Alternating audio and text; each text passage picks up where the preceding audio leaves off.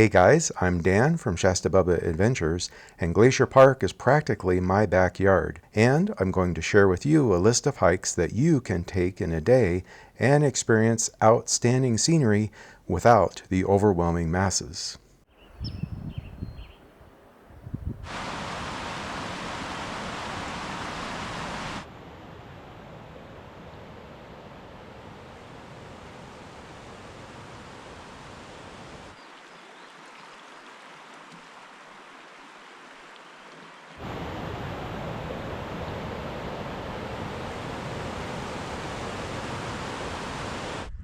Well, good morning. Today's hike is to the Morningstar Lake on the east side of the park, and this is accessed via the Cutbank entrance to the park. Cutbank is located between the Two Medicine and St. Mary's entrances and is accessed by a 6-mile-long, very potholed dirt road, although a high clearance vehicle isn't necessary. Since there is a campground right at the trailhead, be prepared to pull over if you encounter campers on the narrow road. And don't worry about seeing them, because you'll be going slow already.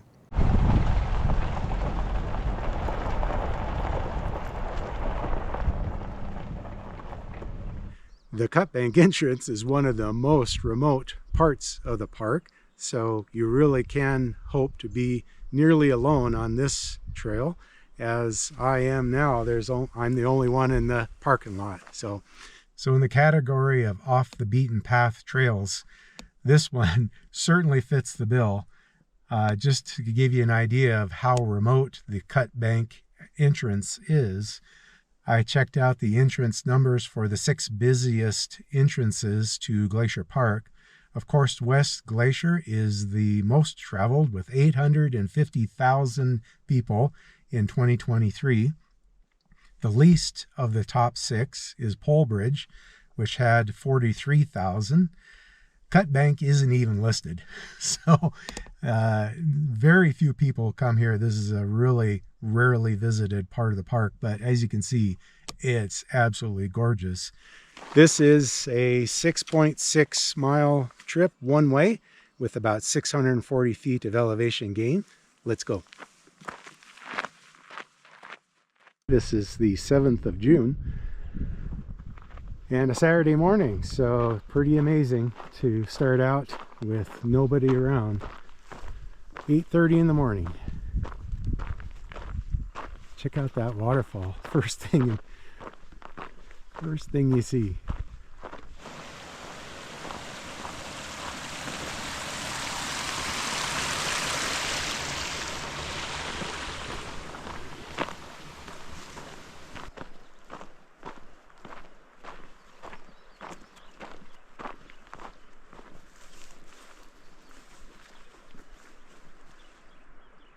Having a hard time hiking because every corner I come around there's a stupendous view.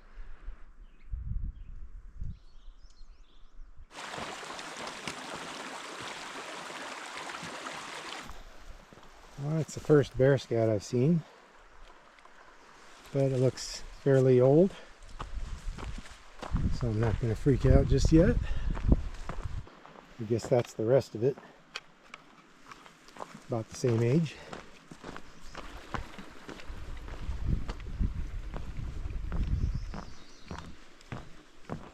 Just a ton of wildflowers out today.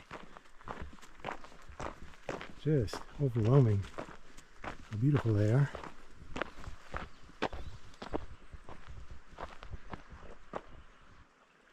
As you proceed up this drainage, the walls start to close in on both sides, giving you a stiff neck from looking all around constantly. Quite a few bridges across little tributaries, and certainly water is no problem on this trail. One aspect of hiking on the east side of Glacier is that most of the features have Native American names, some of which can be quite poetic, like Two Medicine Lake and my personal favorite, the Lake of the Seven Winds. Some of them are just blunt. The one behind me, that's called Bad Marriage Mountain. I looked it up when I got home, and Bad Marriage was actually a leader of the Blackfeet Nation, and is still a current surname in use among the tribe.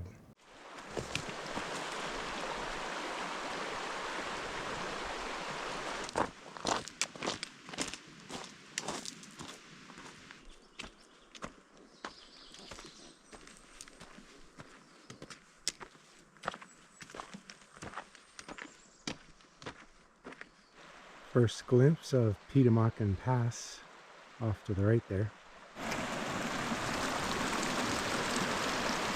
Wow, 3 bridges in a row. That's been impressive.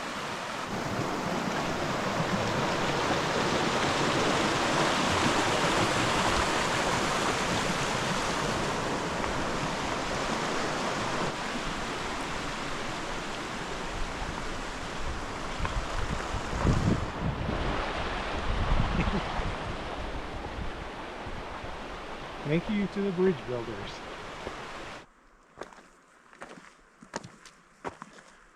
Well, I made it to the only junction on this trip, and to the right is just about a half a mile is the Atlantic Creek campground, and about 2 miles beyond that is a magical place called Medicine Grizzly Lake. But we're going to save that for another trip. For now, we're headed off this way to the left and up to Morningstar Lake, about 2.5 miles.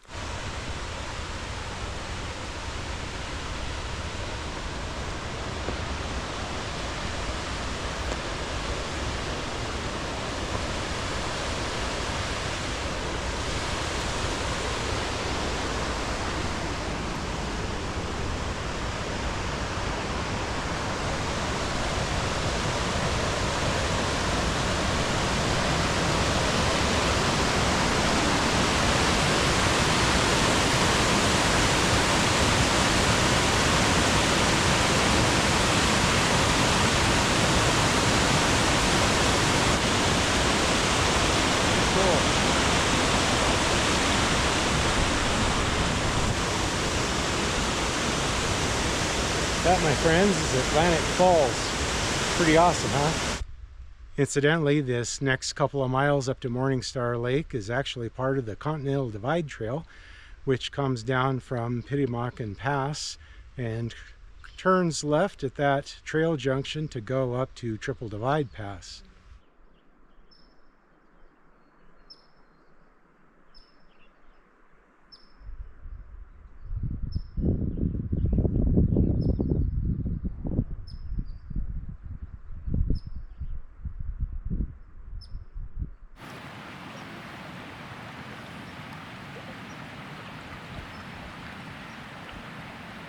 What a magnificent meadow.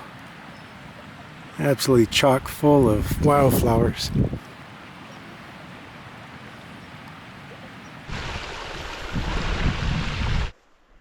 Hey, a little bit of elk scat.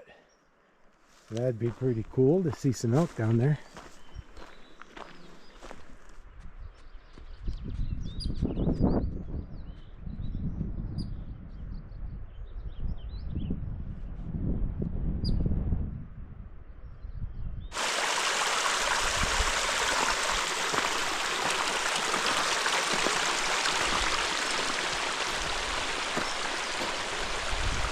That goes all the way up. That's stupendous. That one's kind of impressive. A day or two old, hopefully.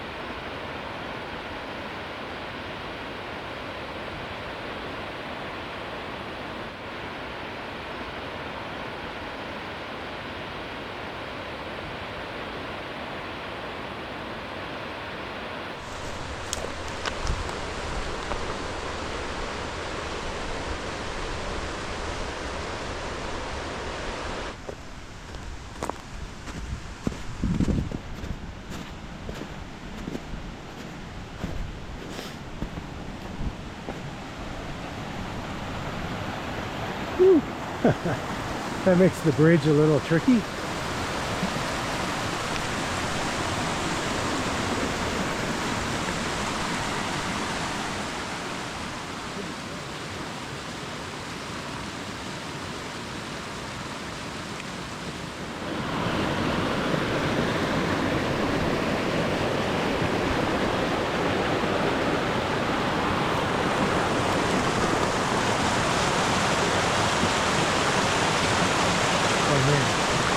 Look at that.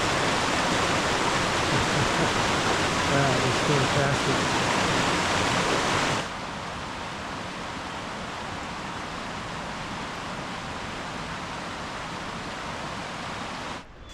There are more and more patches of snow as you get closer to the lake. Nothing that's too hard to traverse though. And I'm just about there.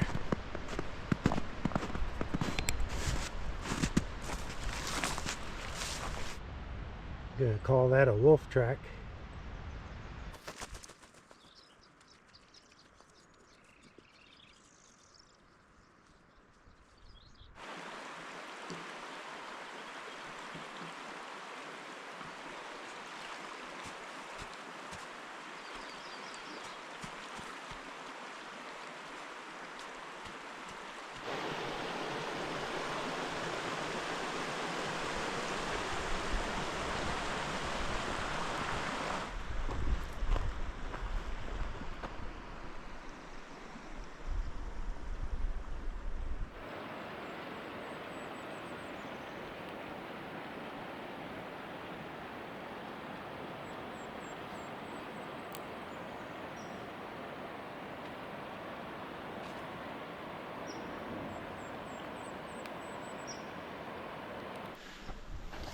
Of course, the campground would be all the way to the other side of the lake, which means traversing a whole bunch more snowfields this early in the year, but normally it wouldn't be a big deal.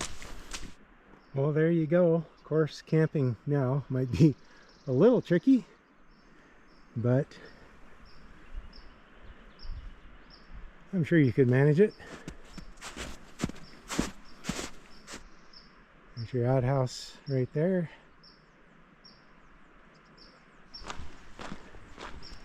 Oh yeah, that wouldn't be impossible. You could set up there. And a nice access to the lake.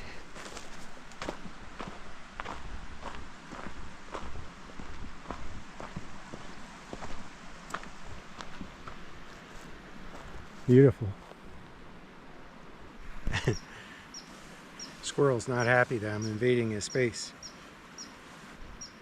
Well, I think most of the elevation gain was in that last mile, as well as the snow fields and a couple of blowdowns. So it did take about twice as long as I expected to get to the actual lake. And with the campground being at the far end of the lake, it actually came to 7.3 miles. And gonna say 3.5 hours to get here. So probably would be a little quicker later in the year when the snowfields are gone and the trail crews have had a chance to clean up.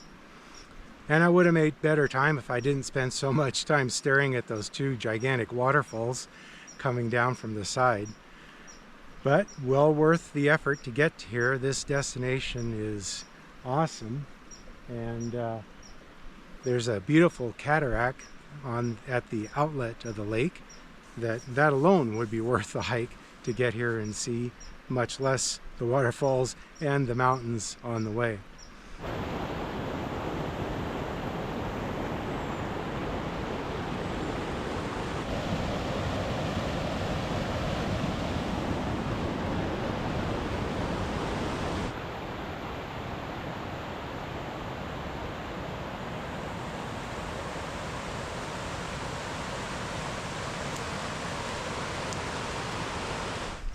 So if you decide to hike all the way to the campground at the end of the lake, I'm going to say that's about 14.5 miles round trip, and been a beautiful day. I haven't seen a single person on the trail. There's nobody at the campground, and be interesting to see if there's anybody on the way back. I'll let you know.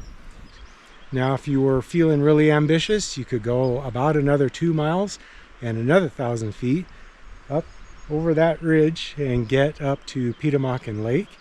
And you could go another 1,000 feet and a little over a mile the same direction and get up on the actual Petamockin Pass, which is the route of the CDT. And this is the view back this way from up on that pass.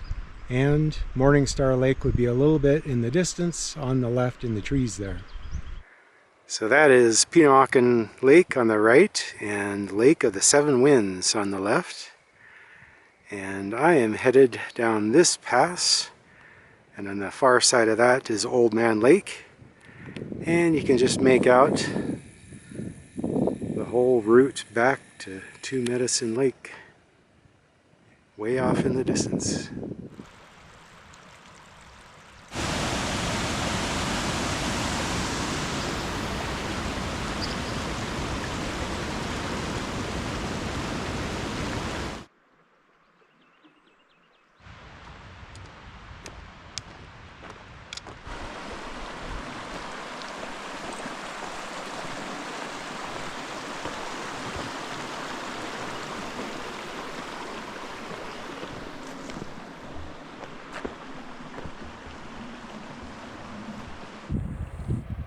Man, look how clear that water is.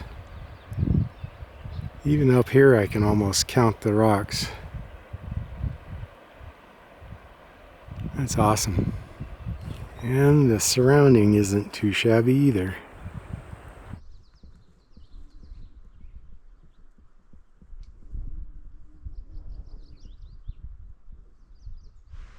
Well, I made it back to the trailhead and did not see a single other person the entire day, which makes it a 10 out of 10 on the solitude scale.